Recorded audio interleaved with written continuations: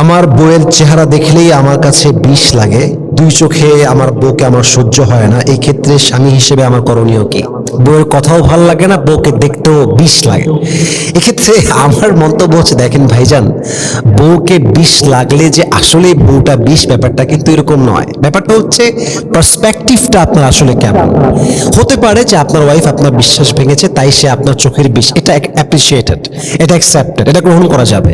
কিন্তু আপনার বউ ভালো, আপনার রান্না করে খাওয়ায়, চরিত্র ভালো ছিল, ভালো আছে, অনেস্টি মেনটেন করেছে, লয়্যালটি মেনটেন করেছে, আপনার কথা শুনে সবকিছু করে, তাও চোখের বিষ লাগে, তাহলে আমি বলবো চোখের বিষ সে হবে না, চোখের বিষ হওয়া দরকার আপনার।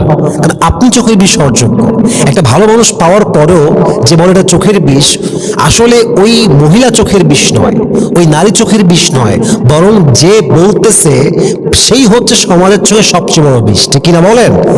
তো বউকে ভাল লাগে না, বউ চোখের বিষ, বউকে দেখতে সহ্য হয় না, এটা বলার আগে ভাবেন যে আপনি ঠিক আছেন কিনা, আসলে কি আপনার ওয়াইফ কোনো অন্যায়কারী কিনা। যদি আপনার ওয়াইফ অন্যায়কারী হয়, সেক্ষেত্রে I will take your side. আমি বলবো ঠিক আছে ভাইজান, বিষ লাগবে, ইটস ভেরি সিম্পল। কারণ আপনার ওয়াইফ আপনার বিশ্বাস ভেঙেছে, কথা শুনে না, যত্নশীল না, দ্যাটস ওকে ফাইন। বাট আপনার ওয়াইফ যদি ভালো হয়, তাও বিষ লাগে, তাহলে আমি বলবো ডাল মে কুছ কালা হ্যায়, আর প্রবলেম উসকা নেই হ্যায়, প্রবলেম আপকা হ্যায়। আপনি নিজেকে শুধরান, নাম্বার ওয়ান কথা। নাম্বার টু কথা হচ্ছে, আমার ভাই লিখেছেন যে আমার করণীয় কি। আমি আগেই বললাম, আগে জাস্টিফাই করেন দোষটা আসলে কার। আর একটি করণীয় হচ্ছে, দেখেন, অনেক সময় এরকম হতে পারে যে অনেক পুরুষ আছে, দেখবেন ওই বউকে এমনি দেখতে পারে না, বলে কেন ভালো লাগে না, বলে এমনি। তো বউ সুন্দরী তো, ভালোই তো আছে দেখতে, কেন ভালো লাগে, বলছে এমনি ভালো লাগে না, এমনি ভালো লাগে না। এটা হচ্ছে এমনি রোগ। অনেক স্বামী এরকম আছে, এমনি সংসার করতে মন চায় না, কোনো কারণ নাই, তালাক দিবি কেন, এমনি ভালো লাগে না। তোর বউ ভালো লাগে না কেন, এমনি ভালো লাগে না, খালি এমনি।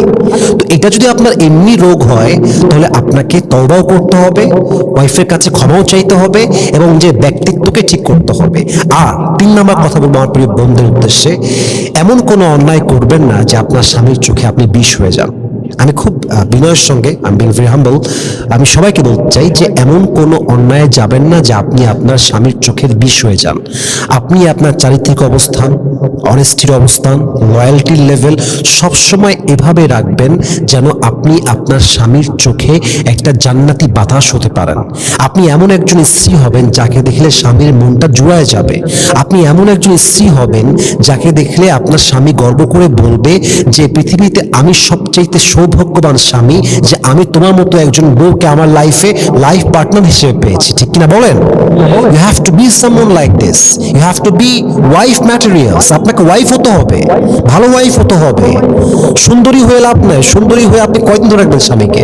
সুন্দরী হইলেন, চরিত্র ভালো না, দেখতে অনেক ফর্সা, অনেক গায়ের রং ধলা, আপনার স্বামীর কথা শোনেন না, আপনি চিনতে পারবেন না। এজন্য আমি পুরুষদেরকে বলবো, বউকে বিষ লাগলে নিজেকে প্রশ্ন করেন যে আসলে দোষটা কার, আপনার আপনার ওয়াইফের। জাস্টিফাই করেন, বোঝার ট্রাই করেন, আপনার কি এমনি রোগ আছে কিনা বোঝার ট্রাই করেন। এবং বোনদেরকে বলবো, বোনেরা আমার, প্লিজ মেহরবানি করে আপনার স্বামীর চোখের জন্য শান্তি হন, আরামের কারণ হন, স্বামীর প্রতি নরম হয়ে যান, স্বামীর খেদমত করেন, আনুগত্যশীল হন। আল্লাহ তাআলা আমাদের সকলের পরিবারের ভিতরে বরকত দান করুক, ভালোবাসা দান করুক। সবাই আমিন।